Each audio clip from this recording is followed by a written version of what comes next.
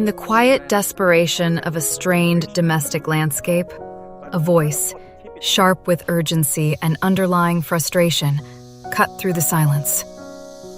You haven't even begun to formulate a plan, to conceive of a way to earn the money required to settle this debt. It pressed, the implication heavy with reproach.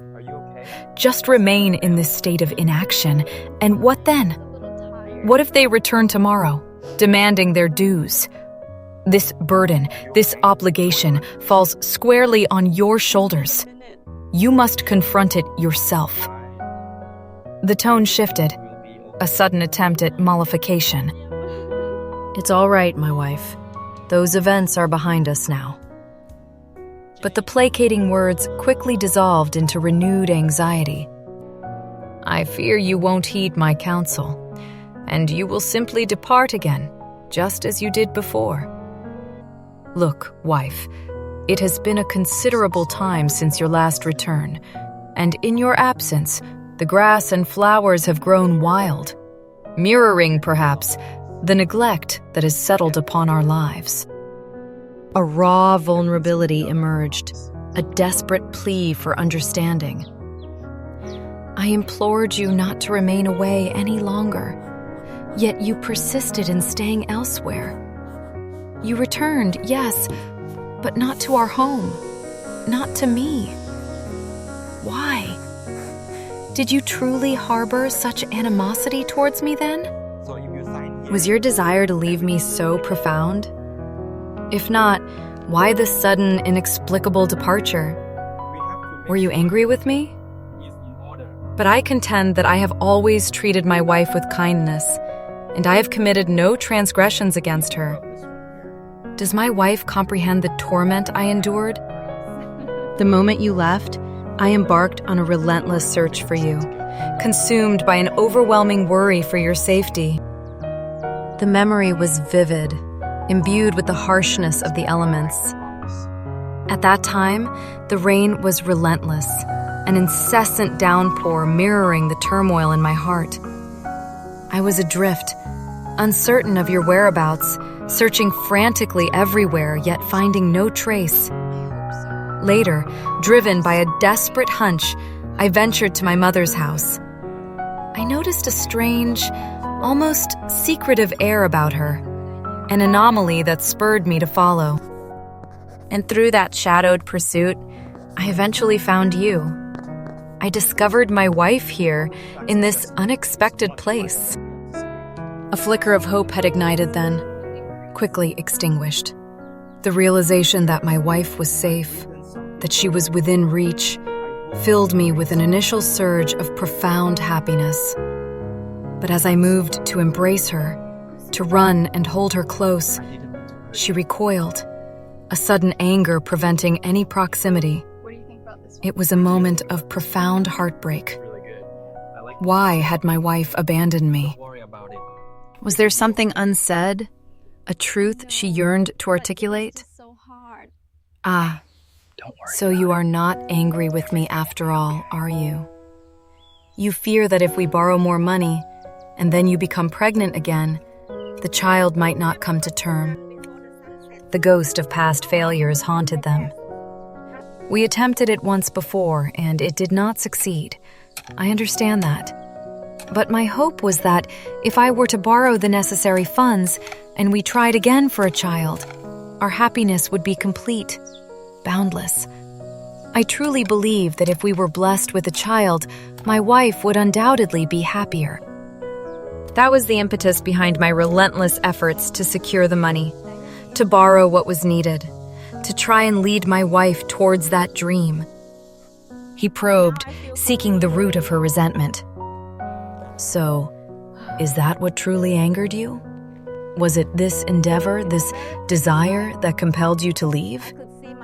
Well, if you had only articulated that from the very beginning, I would never have pursued further loans. I am resolute now.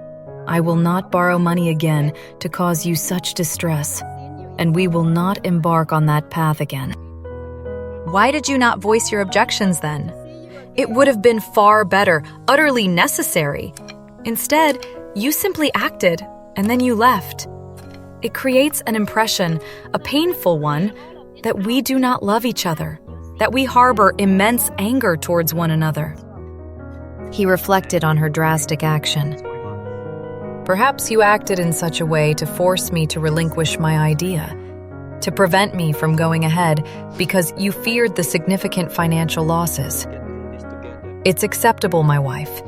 Indeed, that whole episode is in the past. Let us agree not to revisit it. But for the future, I implore you, do not resort to such a drastic, illogical action again. To do so would be truly, profoundly foolish.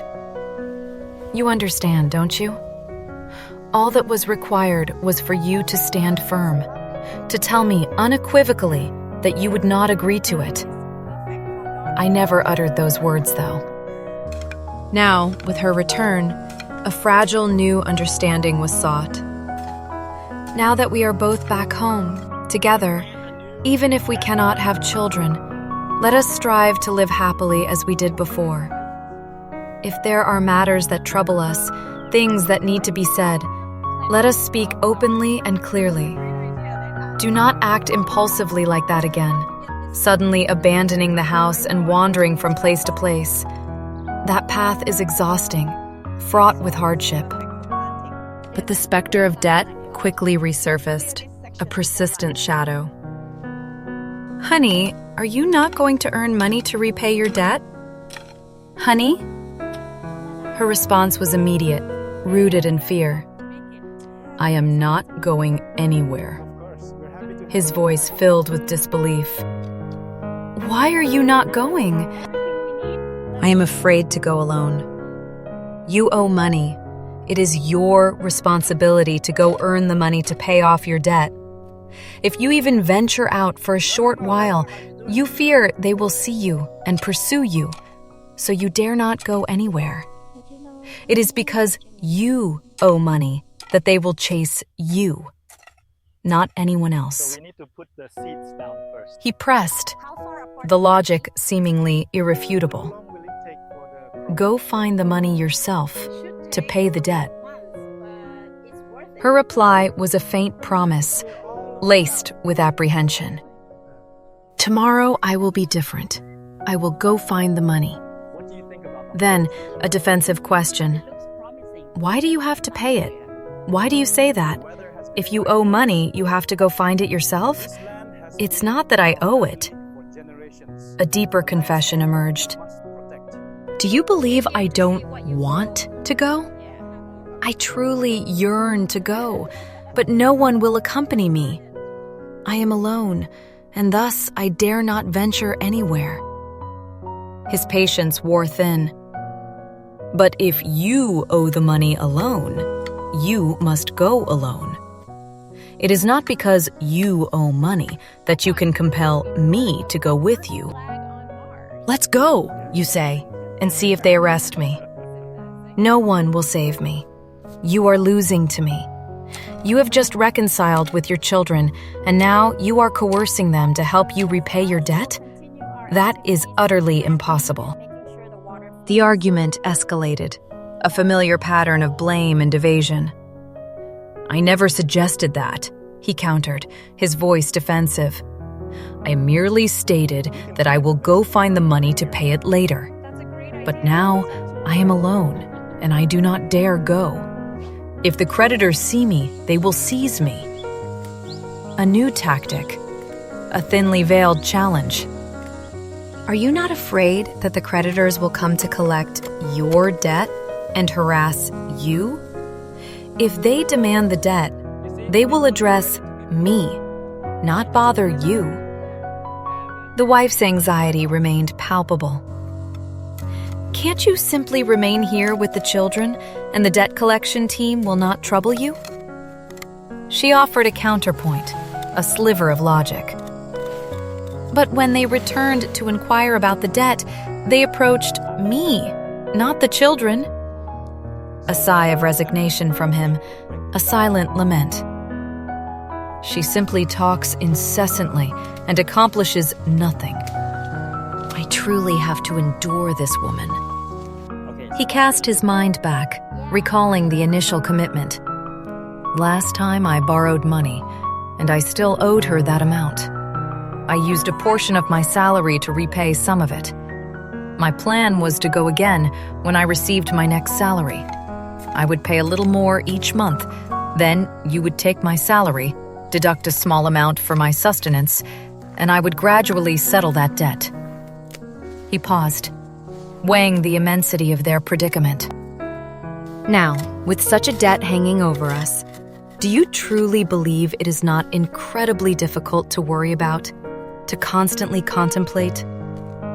He made a decisive declaration, an attempt to steer the conversation away from the endless, fruitless loop. I will not discuss this anymore. My mother and I are tending to the garden down there.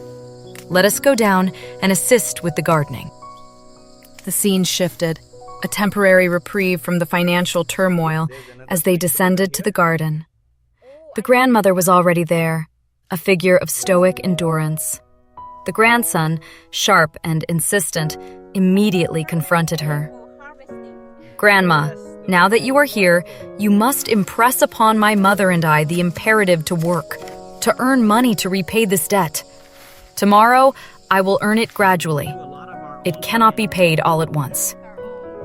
His urgency was unwavering. Come on, you must earn money to pay off the debt, Grandma. I won't say much.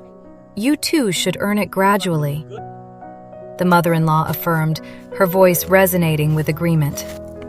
That is correct, Mom. My mother-in-law speaks the truth. Now you are indebted to someone. Mom, observe the situation. Go find a job and earn money to settle this debt. What are you doing down here? What purpose does this garden serve? She challenged the grandmother's presence, her current activity seeming incongruous with the pressing financial crisis. You said you would return and cultivate a garden, and now it is as overgrown as anything. You haven't even attended to your own critical business. Allow me to manage this. Now we are obligated to you, so let us go and repay it. The grandmother offered a fragile defense, a glimpse into her fear. As for this, other children can tend to it gradually. Mom doesn't have to do it. Let Mom stay for another day or two, and then Mom will go find the money herself. Now Mom is different. Mom can still go, but if she goes, she is afraid she will encounter the creditor, and he will pursue her. The grandson offered practical advice, laced with a hint of exasperation. Now, if she goes to meet them, she should speak with them respectfully. If she does not possess the money, then she should simply say, "No, I am sorry. I have been earning money. I have been working diligently. These past few days, I have found myself in a tight spot." For example, they will not forcibly demand payment. If they understood your predicament, they would grant you a few days' grace. The grandmother's fear was unwavering. Tell them they won't listen. They'll chase Mom when they see her. Mom is scared. Now Mom doesn't dare to go. He speculated on her peculiar behavior. Perhaps she merely hides and avoids them after meeting them, right? Mom's personality is strange. That's the kind of thing. He elaborated on the protocol of debt negotiation. Or perhaps when she meets them, she doesn't utter a single word of request. When I encounter a creditor and wish to delay payment, I must express a request. Let Mom stay for another day or two. Mom will find some money. The grandson's voice sharpened, an ominous warning. Here, they won't simply give it to you. But if you remain in this state of inaction and don't earn money to repay them, what if they return tomorrow? Where will you find the money to pay?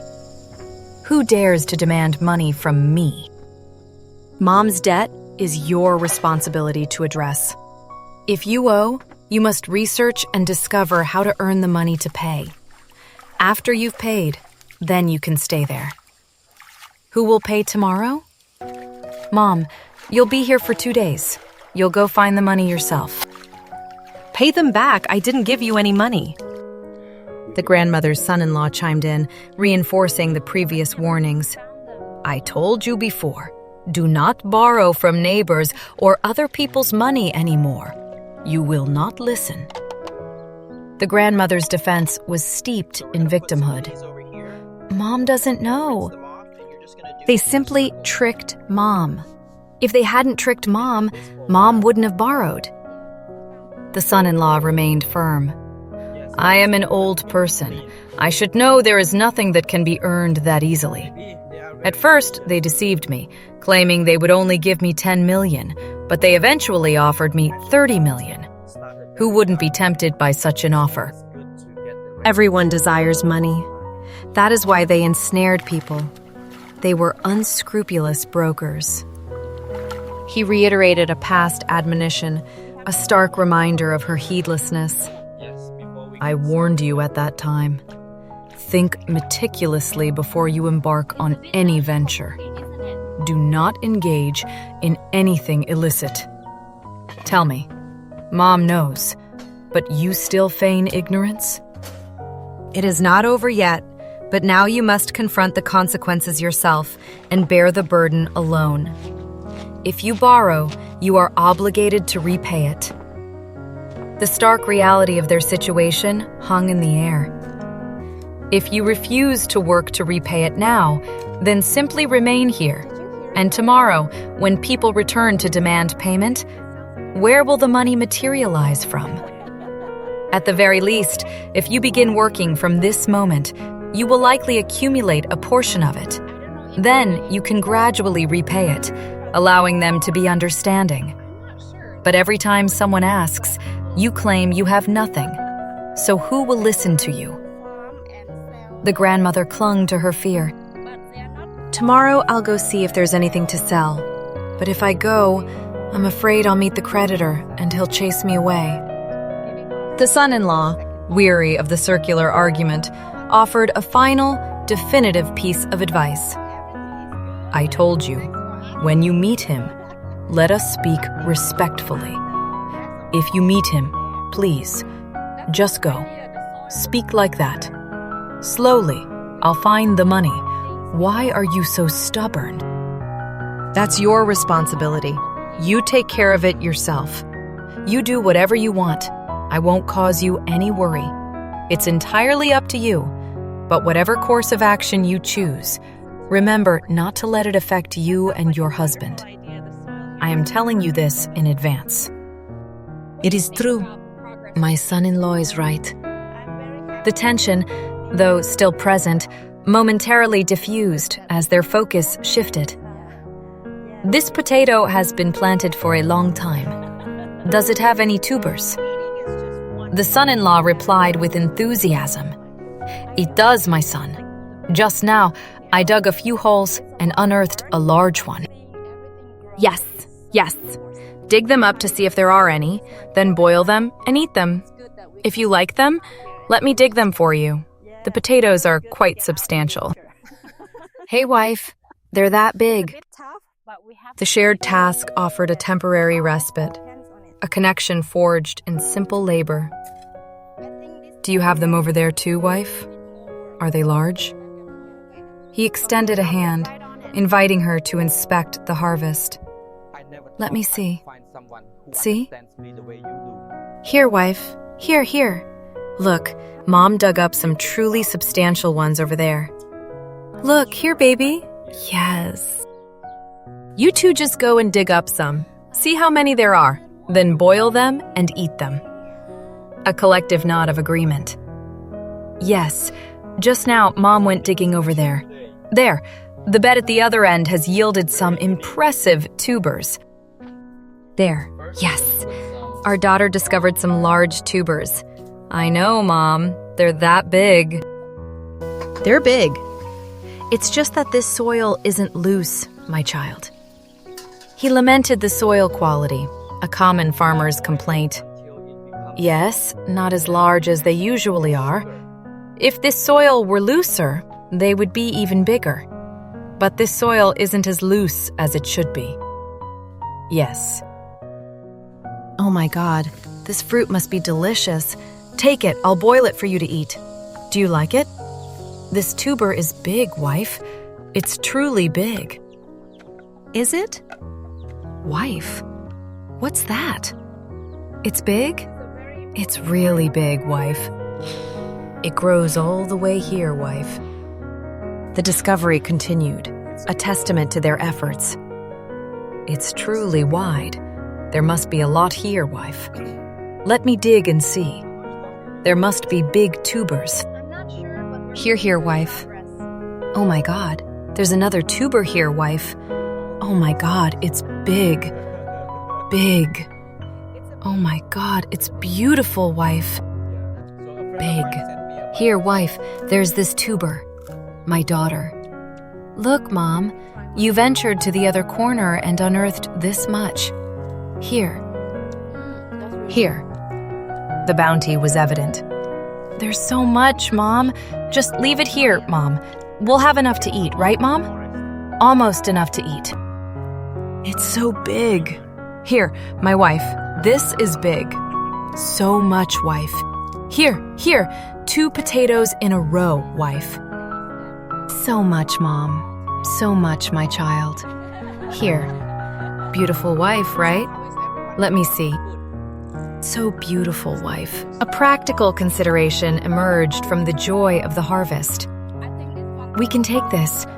Let's leave this for tomorrow, for my wife and mother at home to take and sell it. Dig it and sell it. There are many potatoes here. This land isn't ideal.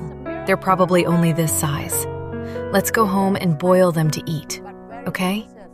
After boiling them, I'll call Mom and everyone to come home and eat. The decision made, the son-in-law addressed the grandmother. Mom, stay here. My wife and I will go home and boil the potatoes. She interjected, a shared effort. Oh, I'll take this place. Mom also dug up a few potatoes. Take them all and go home. He accepted. Take the potatoes that Mom dug up. Why are there so many? Enough, Mom? Really, a lot, right? You take them home and boil them? His wife confirmed. Yes, you two go upstairs and boil them. Yes, boil them to eat first. They must be delicious. They're delicious, but this potato is truly delicious, my child. Yes. A final instruction from the wife. When it's cooked, call Mom, okay? Yes, when it's cooked, I'll bring it down for Mom. The grandmother, ever industrious, outlined her next task. What's that, Grandma? Now I'll rake this whole area so I can compost it here, so that one day I can go get cabbage or kohlrabi or something to plant, so that my children can sell it. I think so too. The son-in-law acknowledged her foresight. Now that we've done that, I'll rake the grass here, and tomorrow it will have fertilizer, so it will be good. Just rake it. A moment of lightness, a brief escape from the gravity of their financial woes. Honey, do you think the flowers are beautiful? Stand here so I can take a picture of you.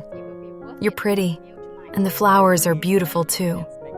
They're very beautiful. It's okay. Honey, stand here. I'll take a picture of you. Honey, look here. Smile. Smile. Smile. You're beautiful, wife. You're so beautiful. Do it like this. See? Change your pose, wife. There, wife. Come over here. The husband captured these fleeting moments, images meant to sustain him through the coming days of labor. Take a few more photos. Tomorrow when I go to work, I'll see how beautiful you are. You're so beautiful. See? That's so pretty. Wife, smile brightly. Come on, be cheerful. Okay. Be cheerful. Be cheerful, be cheerful. Then, it's really pretty. Here, wife, look. Is it pretty? Is it pretty? It's so pretty. See? There. He promised to cherish these tokens of affection. Wife, I'll save it here. When I go to work and miss you, I'll take it out to look at it. Let's go boil potatoes. Let's go, wife. Do you think it's pretty? Wait, it looks really nice, right, wife? It must be delicious. The simple act of being together, of shared purpose, brought a fragile happiness. See, wife? When we go home and live like before, we're very happy. There's that other thing, wife. You don't have to worry about it. Let me take care of it. If you can do it, do it. If you can't, don't try to do anything. Living like that is fine. Although our life is a bit poor, we just do what we like. He elaborated on a philosophy of contentment, a stark contrast to their current struggles. If we don't feel like doing it, then don't do it. Living simply and plainly like that is fine. The wife, distracted by the potatoes, mused, "Are there so many small potatoes? Just now I dug up big ones, but is that soil that my mother dug up? It looks small, but it's pretty. Is it just a little water? I don't know. I haven't been boiled." Take it and boil it. Back inside, the grandmother was confronted directly about her debt. Grandma, let me ask you. Do you owe money to one house or several houses? Just one house. How much is a house? Just 10 million. 10 million? Yes. Why do you owe so much? The grandson's shock was evident. I see 10 million. I think it's a lot. The grandmother explained.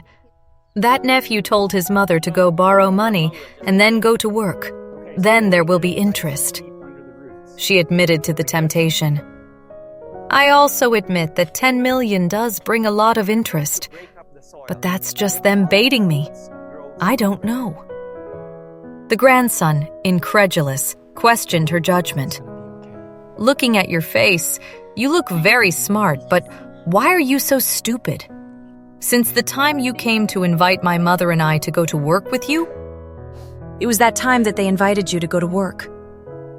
He expressed relief that they hadn't been swayed.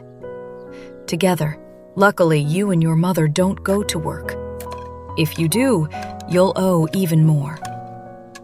The grandmother, reflecting on her own perceived foolishness, stated, I see myself like that. I think I'm stupid, but I'm very scared about trading.